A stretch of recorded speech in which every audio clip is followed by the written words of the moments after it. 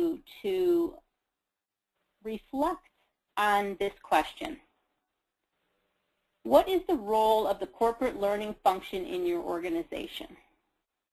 So just think about that. You don't have to answer that. You're certainly welcome to. But what is the role of the corporate learning function in your organization?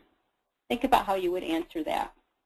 You know, and if someone came up to me while I was working, you know, at past corporations where I've worked at and asked me that, I might stutter a little bit of like, well, what is my role? What do you mean, what is my role, right? So we're going to talk about that a little bit.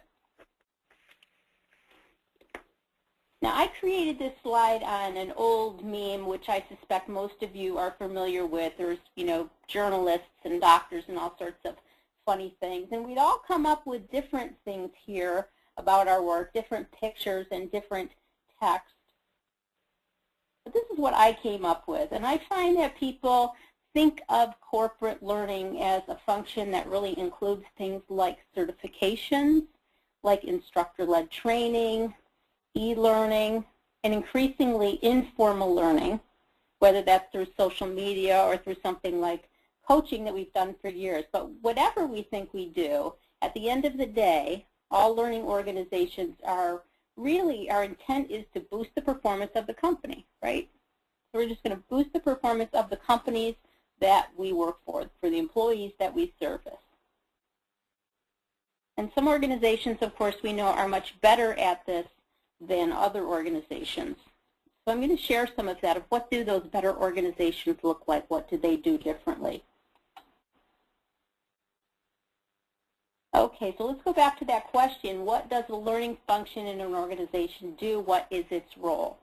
We define the role of the learning organization, the learning function, as being efficient, effective, and aligned with the larger organization, of which, of course, L&D is an integral part of. So that means the learning organization has to be good at things like selecting and delivering cost-efficient solutions, right? We have to look for the best way to deliver those at the best price, the best cost, and efficiently using all those resources that we have, efficiently using our budget. And of course, efficiency of learning really means dealing with how to best build, how to deliver, how to share, how to reuse our training content to reach as many people as possible with that content. It's not enough to just provide access to content, but to really ensure that it is business relevant, that the employee can find the information they need and apply it. But efficiency means little without effectiveness, right? It means little without effectiveness. Organizations can spend really, they can be very frugal in their spending, but all in the wrong areas. So we know that's a different part of it. Now, the organizations that we find are high-impact learning organizations, so those that have significantly better business results than all other organizations, they deliver formal training, they deliver informal learning or provide access to informal learning channels and activities, and they really have a positive impact on the business. They do this just by being timely, by being accessible, and they have normally integrated talent management processes and strategies like addressing critical talent gaps. And further along here in the presentation, I'm going to talk a bit about what I mean there by integrated talent management, because we all kind of can have different definitions about that. Okay, now, effectiveness of learning means being able to reach that, deep understanding of the diversity of needs and preferences of our employees. And often when we talk to organizations and we ask them to report themselves, how they do with that, really we have a lot of work to do in this area in our organizations at truly understanding our employee population. We tend to know things like demographics, like where they work, what their role is, but we really don't dig down deep beyond that, and that's really important to do as we move towards helping people learn how to learn, right? So we need to do a little bit of a better job with that in many organizations, and those high-impact learning organizations do a good job with that. So effectiveness really implies excellent knowledge of what that organization needs, right? What does your organization need? And how do we do that? We do that through that classic word alignment, right? Alignment, alignment, alignment. Those high-impact learning organizations are always thinking about alignment. Because after all, think if you're not aligned with the business, what the heck are you doing, right? What are you wasting your time on? So I think having that alignment front and center is very important to understanding that you're working on the right things. We find in our research that the high-impact learning organizations align the efforts really with strategic business goals and with their key partners throughout the organization. So that can include, business lines, could include HR. And I just wanted to share this interesting tidbit from our research that between 2008 to 2011, the rate of profit growth for high-impact organizations was 3 times that of the average company participating in our research, and that is significant. Those are the type of stats that will make people sit up and listen, okay? That's how to get away from that. Hey, our role is to really just do instructor-led training or provide training and things like that. So I wanted to share that with you. Okay, on to, hey, what do you mean by organizational capability or building organizational capability? I'm going to talk a lot to this model. This is our new high-impact learning organization maturity model. We all know what constitutes work today. We all know that that's changed compared to a few decades ago. We don't need to lecture on and on about that. We deal with it every day, right? Work today is all about consumption. It's about assimilation. It's about application. It's about creation of knowledge. That work, if you put work in quotes, that actual work is learning. Really, that's what we're doing. So the organization really has to thrive in this environment of constant change, really to the degree that it's able to support continuous learning, right? That work of learning at both the individual level and at the organizational level. Now let me just talk you through quickly our high-impact learning organization model.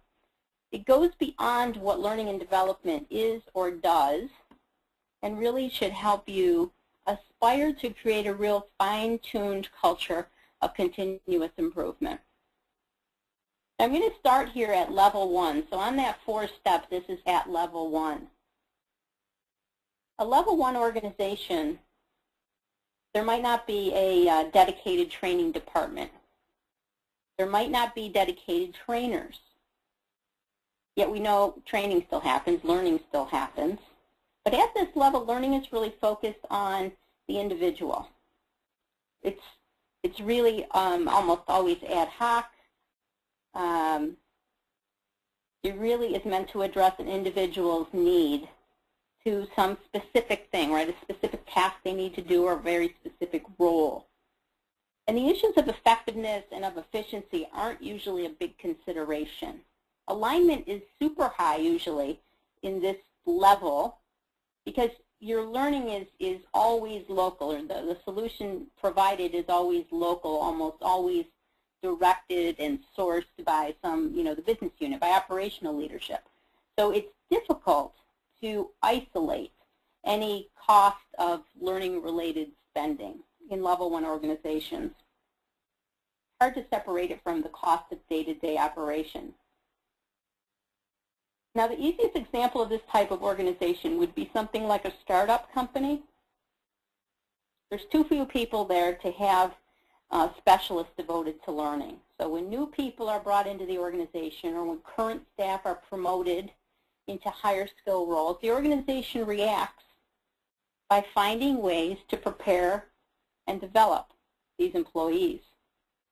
Even though they don't sit back and say, okay, this is your learning and development, right? They don't do that. It just is what it is. Occasionally, though, we might send somebody to a formal workshop, an external formal workshop, but most of what's happened, most of the transfer of knowledge and skills is done through coaching and apprenticeship. So experts paired with novices. This is the classic, okay, welcome to the organization. You're going to go sit with Joe here for the next few days, and Joe will walk you through what he's doing, right? So just sit here and we'll help you through it. The most frequent learning activity is just that. So it's that kind of job shadowing. Some organizations are very comfortable at staying at this level, and they can do it indefinitely. So I'm not saying here that level 1 organization, being at level 1 is a bad thing. Think about something like a retail organization, for instance. They have a lot of small locations. They might not ever need to really progress beyond that. But then they're going to have a hard time kind of repeating things, right? You're doing things ad hoc. Now, once organizations realize, they get to this next point where they say, hey, we are training our employees, whether they call it really that or not, they typically realize that they need to bring a little bit more sophistication, a little bit more specialization to their efforts. They want to be more effective. They want to be more efficient in the process. So on we go to level 2. Now, many organizations are at level 2 or are moving between a level 2 and a level 3, which we'll cover shortly. So at level 2, there's usually now a defined learning and development function. There's some amount of dedicated learning and development professionals working on that function. And learning's value is kind of now treated as something that can be managed, something that can be created, assigned, delivered, measured, all of those things. We call this level training and development excellence because it's really excellence at all things learning and development that most concerns the organization. So we start asking questions like, is all of the activity occurring in the best possible way? Is this instructionally sound? Are our programs effective? How much activity is there? How many hours of training do we do? How many courses are completed, and et cetera? So level 2 organizations really become more concerned with the business of learning. Not so much the business, but the business of learning. And effectiveness is often the highest concern of that organization, and they're successful at that, especially within the context of a given solution, right? Efficiency now at this level tends to be a growing concern, but typically only efficiency of people and processes, not yet in terms of the solutions themselves. So these organizations can have very refined content development and delivery processes, but they're also prone to creating large, well-designed, highly engaging programs. So read into that, oftentimes expensive programs. Sometimes those are, and I think you'll all admit it, or sometimes we're afraid to admit it, but sometimes some of that is overkill considering the needs of the business. There's this tendency towards doing too much. And that also points to another weak point for level 2 organizations, and that is alignment. Alignment actually falls as companies move from level 1 to level 2. And both the business and learning and development, I guess you could say, are at fault for this. The operational leadership often believes that learning is no longer our responsibility. We have the L&D department, it's their responsibility to do that, right? That's why we've added them. They tend to disconnect from questions about people development until they start to say, oh my gosh, this training department is spending a ton of money. Then they start to resent learning and development for their overhead. And then second, the learning organization, so concerned about learning excellence, begins to speak a different language than the business. And I always think this is funny because you cross over that bridge where it's now training speak. I don't know what happens, but it happens. I'm guilty of it. It's horrible. And I try to keep it in check, but we all do it with all of our buzzwords and acronyms and whatnot, and that happens across all industries. I'm not picking on just the industry we're in.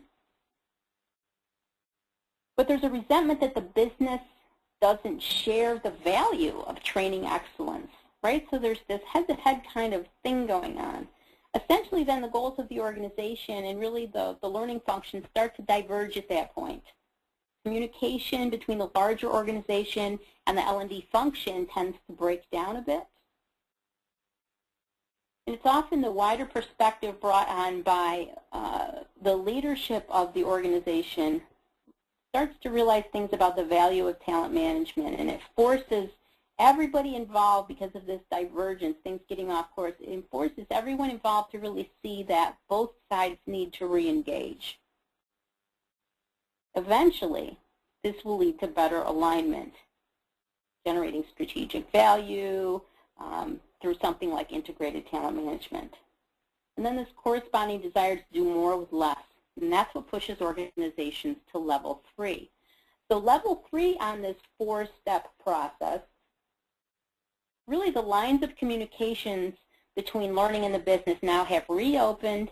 The topics of conversation have started to become more strategic and more business-driven.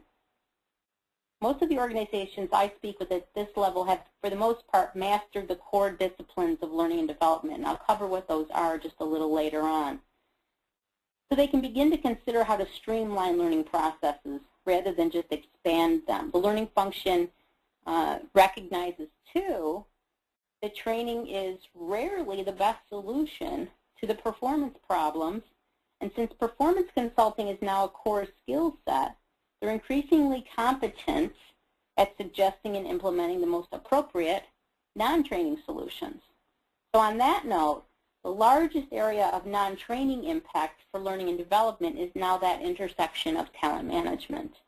Level 3 organizations understand that learning, and no one ever calls it that when you're an employee, right? We call it that. That's part of that training speak. So learning, in the eyes of the average employee, equals processes, such as development planning, career management, high potential leadership development.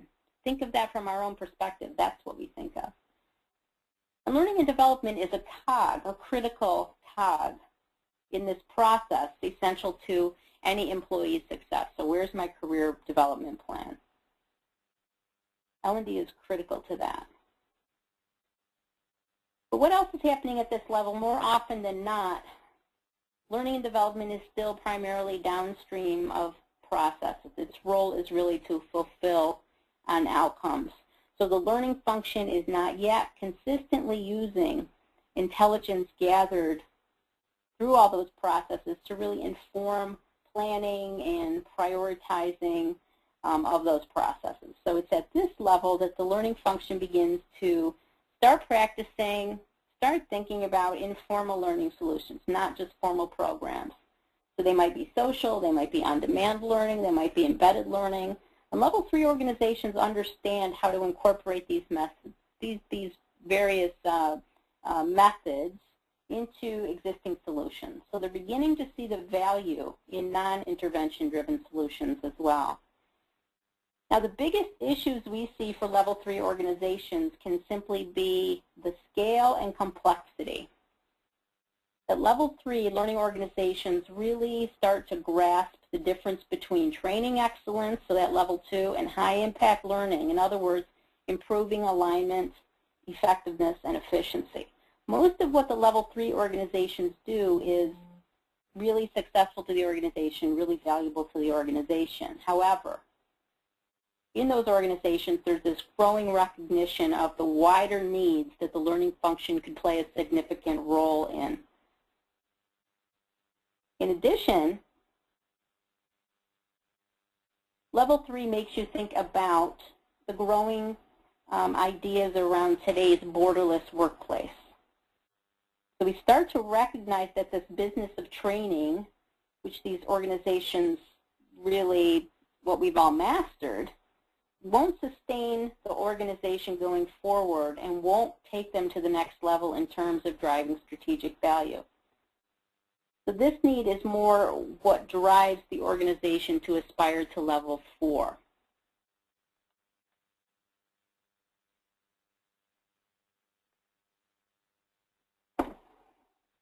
So level 4,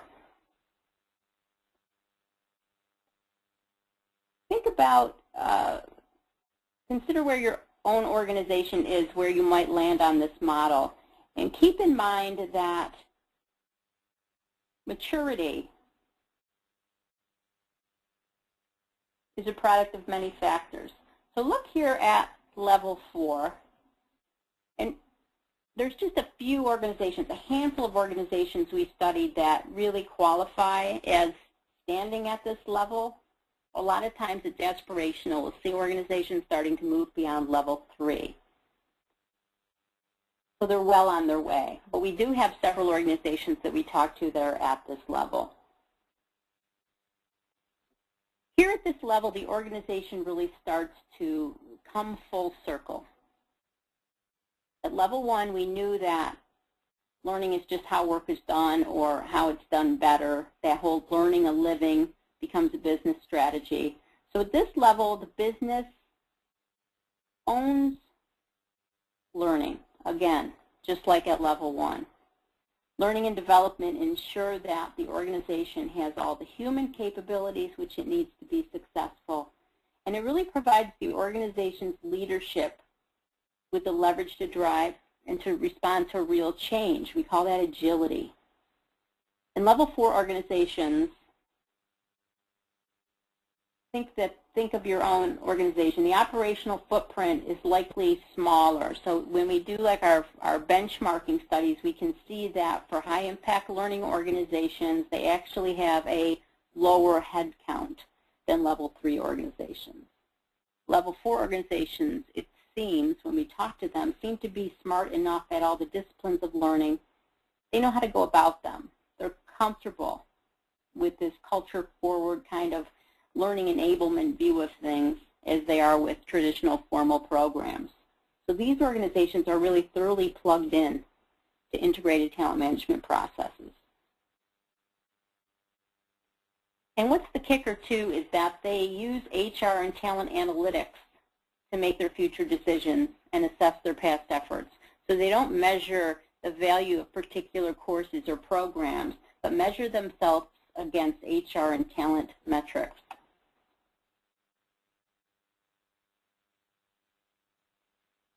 When you begin to examine the details of all of this, it's likely that you're going to be all over the place at the same time. It's possible. Maturity is this whole process of continuous improvement, not just a big step. So impact can occur at any level. But again, level 4 is meant to be seen as the target state for all organizations, and high impact learning really does happen at each level. Keep that in mind. So don't think, well, we're at level 2, so we're doing everything wrong, because that is not at all the case. High impact learning does take place at every level, and that's a very important point.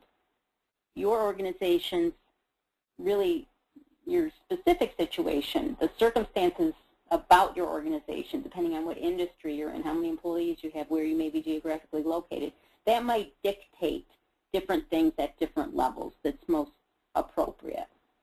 So I just want to frame that for you.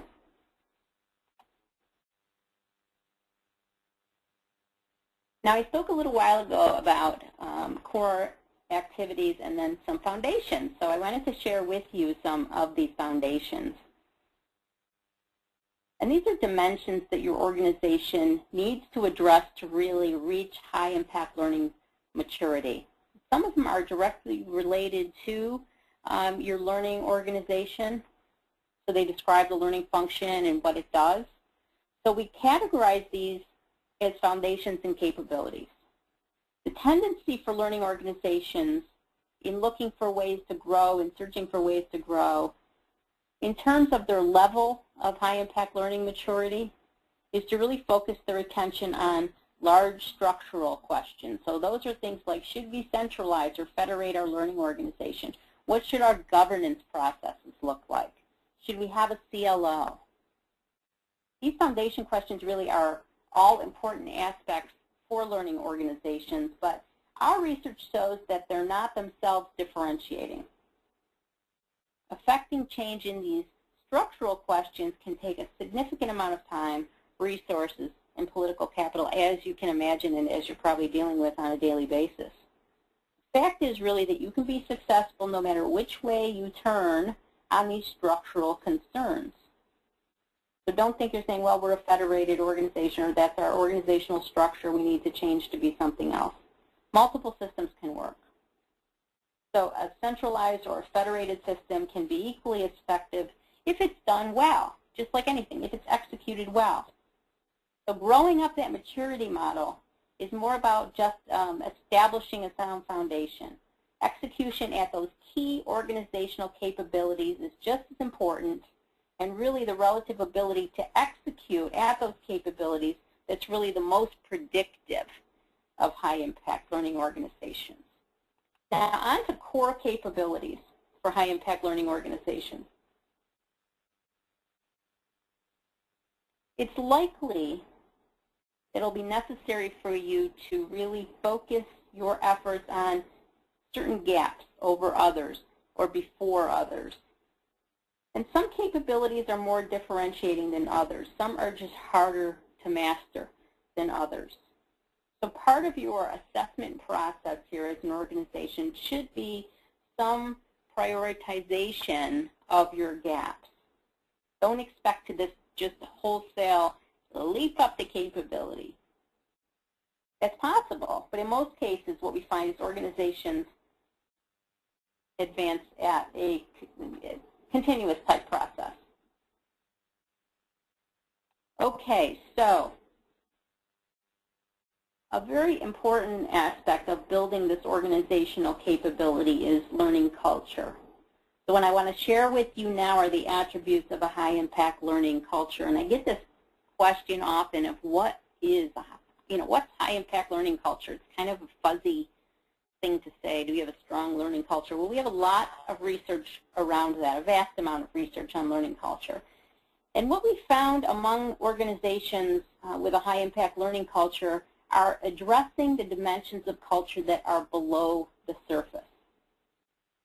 So look at the things that are below surface on this graphic. All of those things at the tip of the iceberg are important, but a true high-impact learning culture really involves the business ownership of the learning culture. In the absence of a strong learning culture, our employees, you might feel like you don't have permission to invest time in training, in accessing resources, in improving your own skills or performance. And your employees may not really value or appreciate what resources are available, or they might not know what's available. That's really a part of learning culture.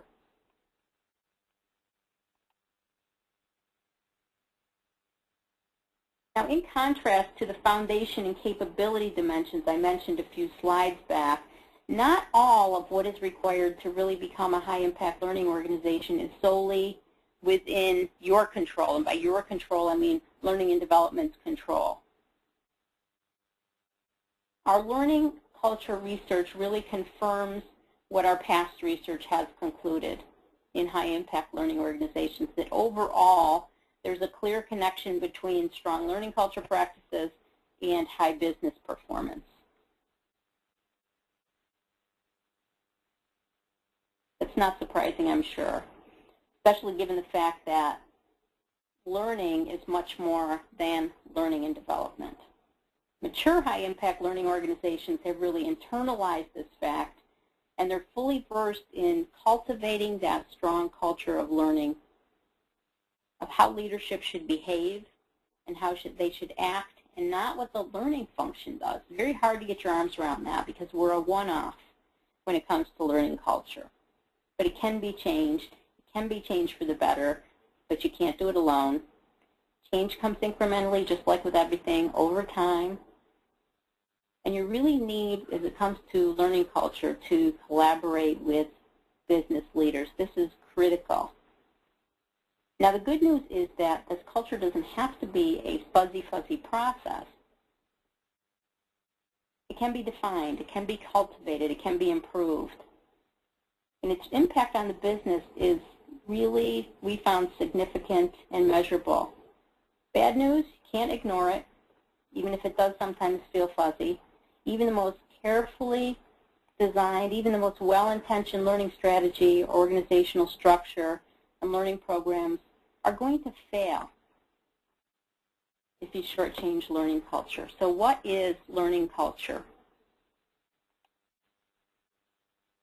Learning culture includes things like trust. So employees need to trust each other and trust the organization. They need to feel safe to demonstrate and need to help and support and to take advantage of provided resources. The organization also needs to value learning. The organization has to make it clear then that it values taking the time to learn from past mistakes and successes. And that's huge. I mean, do you give employees permission to make mistakes? Think about that in your organization.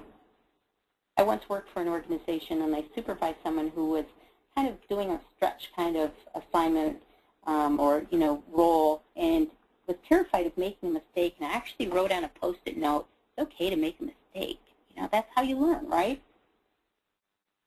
So it's important to have that, and it was really key in that culture research. It goes along with being open to bad news. So really, the organization needs to spend time also valuing the time and resources needed for development. They need to make that time available. That shouldn't be just done when you can fit it in or on your own time. And the organization has to support that open flow of knowledge and information.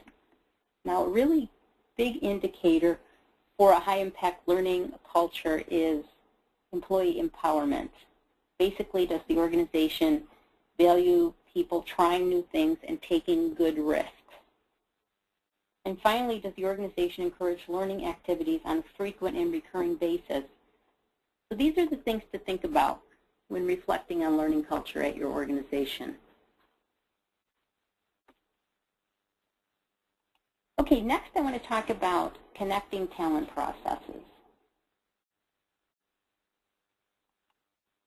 Now, your organization might look something like this, silos. Does anyone have a lot of silos in their organization? Many organizations have developed these over time, and they're very difficult to break down. So this leads us to, okay, so if I have this silo thing, what does this integration look like? What is the integration of all these talent management processes? Now, a key component of this, a really well-integrated and effective talent management processes is really the whole process design and the mapping effort, which really includes identifying and identifying all those critical inputs and implementing all those critical inputs and outputs between talent processes and the underlying system. So these kind of interconnections, these links are like a spider web with connections between things like performance management and learning and development. So organizations that really excel at integrating talent processes are 13 times more likely to be a high-impact learning organization.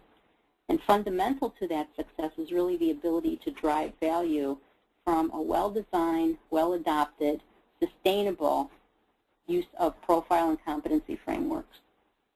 This provides that common language to describe talent throughout the organization and really allows the stakeholders to have productive conversations in those areas, such as skill gaps, such as performance management, talent acquisition, leadership development, and all of that.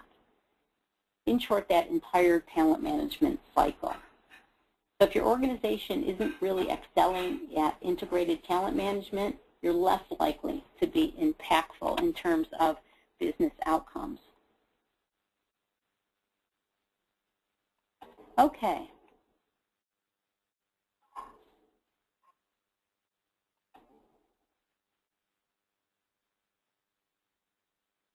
The foundation, what I want to talk about now is the really talent integration in general and those dimensions. Now, when you think about capability dimensions, I'm talking about the learning functions' direct contribution to becoming a high-impact learning organization. So that's cultivating a strong culture. That's an indirect contribution. So if I look, let's just say we complete our 360-degree here look at high-impact learning. We reach the last set of dimensions, and that's the degree to what the learning function is truly intimately integrated with all other HR and related functions. And they take that larger approach to all things talent. When we did our analysis of high-impact learning organizations, what differentiates them now and in the future, what we found is that while the learning function can be very effective, can be very efficient, can be well aligned, in isolation, it can't become a level 4 organizational capability development organization without a mature or integrated talent management. So that's what we found there. And the road to that most often involves leveraging technology. So when I said integrated talent management, I suspect for some people you thought first about systems, about unified systems and integrated talent management, and that's really the enabler of the integrated talent management processes. And we can really leverage technology to, in fact, we kind of have to leverage technology to put that all together.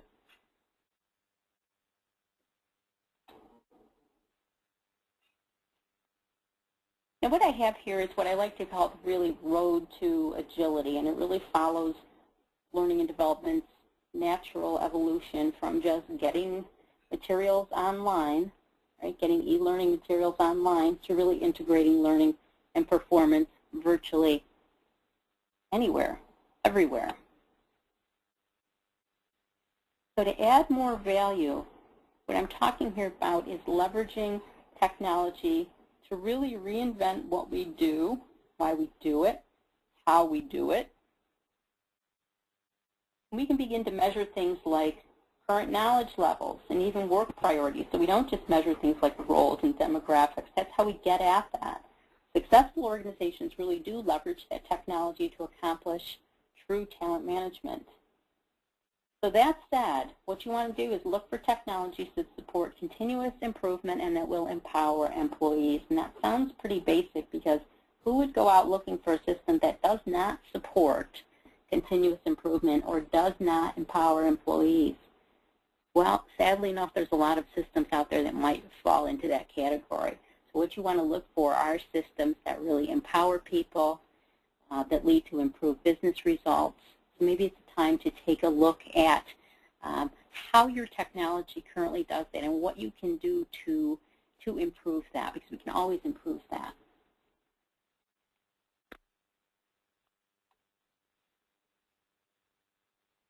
So I just want to summarize here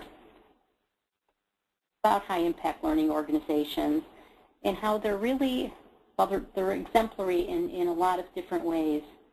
Some directly related to the learning function itself, some related to the culture of learning in the organization at large, some related to how learning and development interfaces with a larger approach to talent. And given really that learning is highly consequential for business success, far more broadly throughout the organization, that the L&D function can really reach. A high-impact learning organization should really, by nature, should be effective and efficient at supporting all of the learning taking place throughout the organization, not just programs, not just courses. The high-impact learning organization maturity model that I walked you through today is really both representative of learning maturity overall and maturity of the learning function itself. So really, I guess my narrative here is that this maturity tells a story of increasing sophistication and specialization for learning, and I hope you picked up on that. Learning, and really the learning function, progresses from something that is simply part of how the organization addresses incidental knowledge, incidental performance gaps for individuals, to something that's more a source of strategic, competitive differentiation and agility. How do you go about taking stock of your organization's current situation? How do you get the steps together to become this agile, high-impact learning organization? First, you want to engage in discussions within and outside your learning function in order to really gain insights into questions such as, I named out some questions here. Ask this, and you could put this in a survey. What is your current perception of learning and development? Are we viewed as more strategic or tactical? Now, our research, when we asked organizations that very question, they were viewed as mostly tactical and not very strategic. So worthwhile to ask that type of question in your organization. Ask internally, are you aligned around business goals? If you say no to that, then determine what really underlies the perceptions and whether you're playing the right role within the company. Next, you really want to evaluate how your current learning organization stacks up in terms of the dimensions of high-impact learning organizations and other learning organizations. And that's a large task, so I just want to say if that is too large of a task, or if you're thinking it's too large of a task, focus on three key areas that stood out in our research, and that is learning culture, learning measurements, and learning content. So those three things.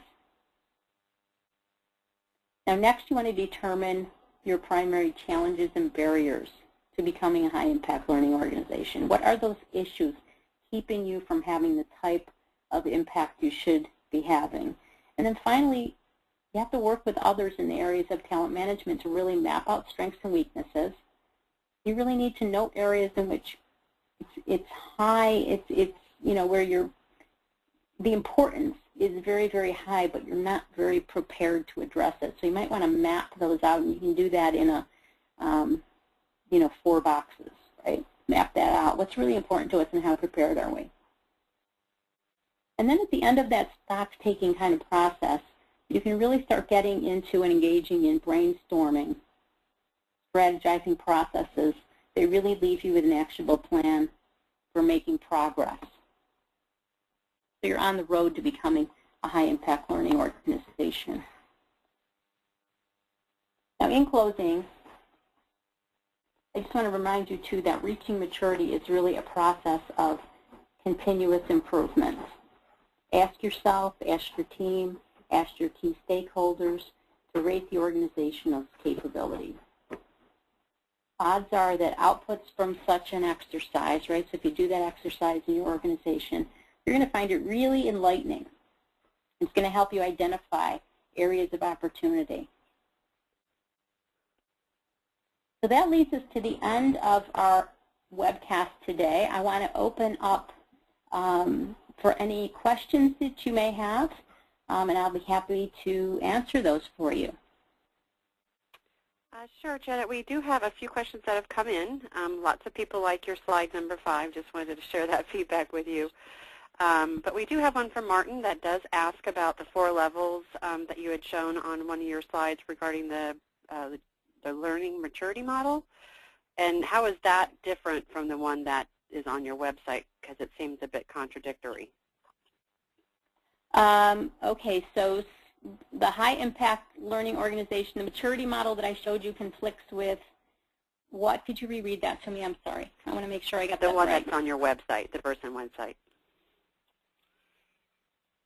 There shouldn't be a conflict at all. That's one that we just came up with in the fall as we did our research throughout 2012. So if that is the case, I will look at it immediately. So the one I'm showing you now is the latest and greatest. You have my word on that, and let me take a look at that. So thanks for bringing that to my attention.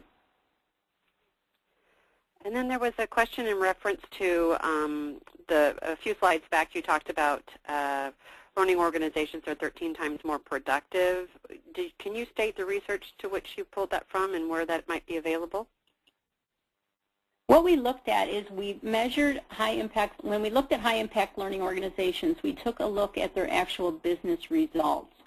So we measured that against specific business outcomes. So that included things like innovation. So that's how we got the data behind that. So kind of those whole, you know, a lot of calculations behind that on what the actual results of the business are, what kind of results that they had. So it wasn't just something where we came up with, you know, there was actually a correlation, in other words. Great.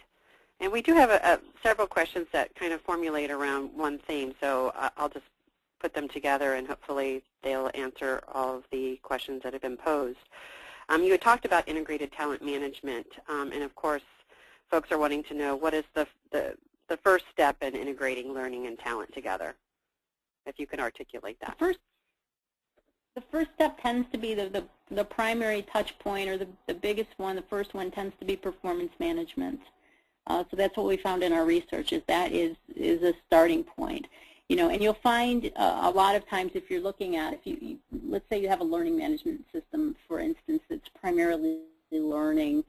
Sometimes you'll see as the learning management system adds functionality, performance is one of the first things that's added. But in an organization, it makes perfect sense to tie those two things together. And it's been that way for a long time, but maybe it is not, I want to say, explicitly spelled out in the organization, so there's no true process behind it, right? Maybe there's annual performance reviews and they're tied to some sort of learning and development plan, but there's not really a meshing of the two, if you will, as far as integrating various processes. So that would be the starting point that we see most frequently. Great. We've gotten a few more as well. Patty asked a question about, can you envision an organization advancing in the learning agility and maturity model without an LMS or one with more than a dozen LMSs? Well, that's a great question. And when, let me just go off here just a bit and just talk about when I did a huge study on learning management systems, and I look at just tons of them in the late summer, early fall of last year. You started to see learning management systems going off in multiple directions. There will be systems that are focused specifically on training. There will be systems that really are more social learning platforms. There will be systems that are very highly integrated with talent management process, so very unique to the organization. And I do think you can get beyond. I think to some extent, don't let your current learning management system hold you back so that you are, kind of marching to that tune of courses and classes and measuring those types of things. You can move beyond that. And generally what organizations do is we're starting to see where the learning management system becomes more integrated within all those other talent processes. So it's not so much front and center, but it is supplemented by a lot of other tools, okay? So maybe it's social and informal learning. I don't see learning management systems going away anytime soon, but I do see a ton of evolution in the space. I was very, very encouraged by how many systems started to really address the user experience, how the interfaces had changed. They had become much more friendly. I think they'd be much more usable. And that said, there's also a lot of systems out there that now seem pretty antiquated. So if you're struggling, I guess, with your learning management system or how that fits into all this, maybe it's time to stand back and evaluate that whole process, do some of those exercises I shared with you, and really think, okay, so what do we need here? Not just in a learning management system, but how do we need to tie all these processes together, and what role does a system play, not necessarily any specific type of system. Okay, so I hope that I kind of went off on a tangent, but I hope that helps you out. And then we do have one from Andrea asking if you can recommend any tools that you can share to ask those specific questions of ourselves that help assess where we might be in the development process. And you mentioned several good questions. Do you have that somewhere in hard copy that you might be able to share out? Yeah, if you want to contact me directly, I'd be happy. There's a lot of different resources we have. So for instance, there is, assessing your learning culture. So where are you strong and where are you weak, and what does that look like, and what can you do to move it ahead? What are specific examples of that? So that's all around culture. And then there's also assessments for high-impact learning organizations. So if you contact me directly, I'll go ahead and spell those out for you of what's available if you're interested in, some sort of self-assessment tool, whether it's learning culture or high-impact learning. Great. And of course, we always have the one question about using one unified platform, or should they use a variety of technologies? What is your recommendation? I don't have a recommendation, and that's, you might think it's the classic analyst answer of, well, it depends, but it truly, truly does depend. For many organizations, it makes tremendous sense to have a unified system. It makes the talent processes go together that much easier if the goal is integrated talent management. But with any type of system, there's pluses and minuses. There's things you lose and things you gain. So if you're getting, let's just say a platform that is primarily for social learning, what have you lost as far as being able to integrate processes? And then if you have a unified system, is one area strong as what you need? Okay, so let's say, yes, we do need an integrated system, but we need to make sure that our people can collaborate, our people can connect, right? So maybe that system has that potential. You certainly hope when you're selecting a system that you've spelled that out in your RFP and watched it in demos, but sometimes you can supplement with tools you have in your organization. So I've seen instances where a unified system has truly pulled it all together for organizations, and then I've seen organizations do a really good job having, multiple things. You just want to watch for a situation where you have this kind of, my colleague Catherine Jones likes to call it the Martha Stewart glue gun approach, where everything's just all pieced together. You have to train people on multiple systems. It never feels right. It never feels the same. Everything just looks a little bit different. And you'll see that too on as, mergers and acquisitions have been so prevalent the past couple of years with systems. You'll see that in some systems that haven't really effectively integrated a different product. So, pluses and minuses to both. I've seen it work both ways. It should not be driven by the technology either. It's really important to think about all of these underlying processes. So no answer, or the non-answer. Long non-answer. And we just have one final question. There's a question around industries. What is this best suited for? Is there a particular industry, whether it's technology, hospitality, healthcare? No, this is cross-industry. I think as you get in and start looking at certain aspects of culture is when you start to see some differences in various industries. And even in things like, digital literacy and things like that, as an IT organization has probably been at it a little bit longer or has those skills internally. Someone that works in healthcare that might have a lot of compliance, that's a different story, and they're at a different level. But all in all the information that I shared for you today is cross-industry and really for organizations of any size. It's just really leading practices. Well, great. That is actually our last question. So if you could just advance to the next slide so we can give them some information in regards to how they can get a copy of your presentation deck should they elect to ask for that. You are more than welcome to reach out to myself, Shauna Berthold at Technomedia. My email is there on the screen, and I will shoot you over a copy of Janet's presentation slides. We'll also have the recording posted on the Technomedia website shortly, probably in the next day or so. And of course, we do have a ton of other information on talent management best practices in our resource center at technomedia.com. We do have an upcoming webinar for April, on April 17th, so we hope you can enjoy another one of our features. This one will be partnership with Cross Knowledge on leveraging social learning through building talent communities.